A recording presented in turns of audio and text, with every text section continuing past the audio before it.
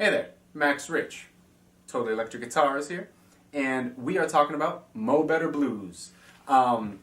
This song, originally kind of composed, played by Branford Marsalis, super sweet jazz player, Branford Marsalis. This song is really a really good song to learn how melding of key changes, especially for a guitar player, because for like a horn player like Branford, it becomes a little easier. They have to listen for pitches and then just kind of spit out the note that they hear in their head. For us, we have to visualize things maybe a little bit more. So the fact that this song is in the key of G flat major, really creates I want to say like a blending of tonalities, because us guitar players really tend to think of things in sharps a lot of the time. And that's maybe not always for the best, especially when you're playing jazz, R&B type stuff. Because, for example, in this case, we're dealing with like E flat minor. But if you notice,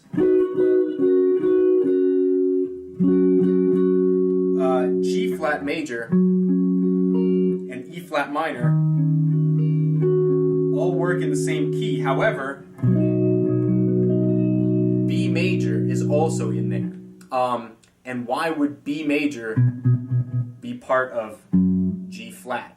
That doesn't seem intuitive. Well, in reality, if you're going about things in what are called an enharmonic way, meaning you're sticking to the original key signature of G flat, then this B major that we play in the song would not technically be called B major, it would be called C flat major.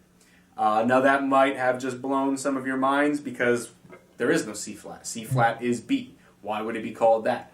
Well, in the key of G flat major, if you go through the scale, you have G flat, A flat, B flat, and then the next note wouldn't be B, the next note would have to be a C of some kind, because you're just going in order. So the next note wouldn't be C natural, because that would be a tritone away from the root. That'd be really weird. The next note is in actuality B, but because of the key signature of G flat, you have actually a C flat. So C flat major or B major, however you want to look at it. But that's a perfect example of how blending keys for a guitar player is usually pretty difficult, because when you think of B major, you think of D sharp, F sharp, C sharp. But in reality, you have to think of that as, instead of D sharp, you have to think of it as E flat.